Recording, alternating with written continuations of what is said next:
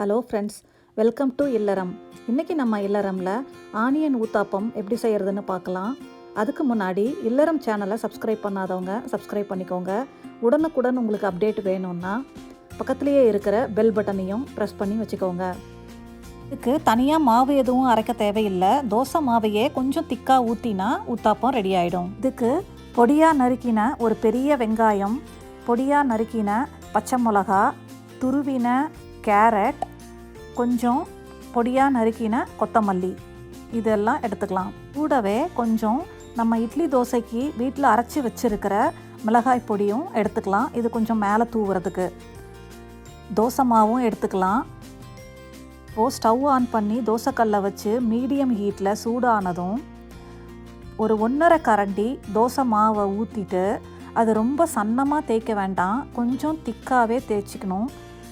மாவை ஊற்றிட்டு முதல்ல கொஞ்சம் லைட்டாக எண்ணெய் விட்டுக்கலாம். இப்போது பொடியாக நறுக்கி வச்ச வெங்காயம் தேவையான அளவு எடுத்து எல்லா பக்கமும் போட்டுக்கலாம். சின்ன குழந்தைங்களுக்கு சம்டைம்ஸ் நிறைய வெங்காயம் இருந்தால் பிடிக்காது.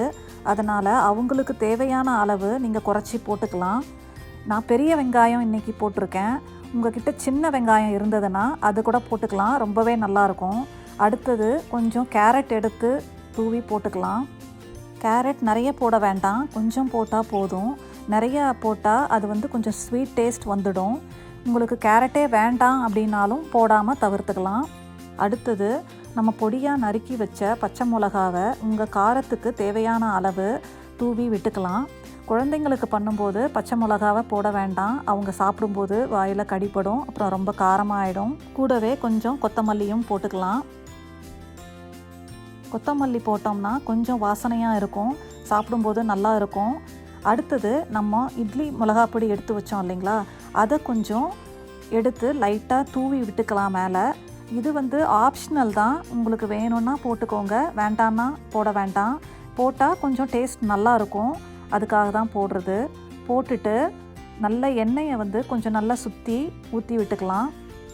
உங்களுக்கு தேவைப்பட்டால் நெய் கூட சேர்த்திக்கலாம். குழந்தைங்களுக்கு கொடுக்கும்போது நெய் ஊற்றி சுட்டு கொடுத்தோம்னா ரொம்பவே விருப்பமாக சாப்பிடுவாங்க. அதுக்கப்புறமா நம்ம தோசை கரண்டியை வச்சு இந்த மாதிரி லைட்டாக அழுத்தி விட்டுக்கலாம். அப்போ தான் ஊத்தாப்பம் திருப்பி போடும்போது வெங்காயம்லாம் தனியாக வராமல் இருக்கும். ஊத்தாப்பத்துக்கு எப்போவுமே மீடியம் ஹீட்டில் தான் வச்சு குக் பண்ணணும். ஹையில் வச்சு பண்ணோம்னா மாவு உள்ளே வேகாது. இப்போது வெந்துடுச்சு, நம்ம திருப்பி போட்டுடலாம். திருப்பி போட்டுட்டு ஒரு 5 நிமிஷம் அதே மாதிரி வேகட்டும். 5 நிமிஷம் ஆயிடுச்சு, திருப்பிடலாம். பாருங்கள், பார்க்கவே சூப்பராக கலர்ஃபுல்லாக நம்ம ஊத்தாப்பம் ரெடி ஆயிடுச்சு. இப்போது இதை எடுத்துடலாம். இதுக்கு தொட்டுக்கிறதுக்கு நான் வேர்க்கடலை சட்னி செஞ்சுருக்கேன். உங்களுக்கு தேவைப்பட்டால் நீங்கள் தேங்காய் சட்னி இல்லைனா கார சட்னி, சாம்பார் எது வேணாலும் வச்சு சாப்பிடலாம், ரொம்பவே நல்லாயிருக்கும்.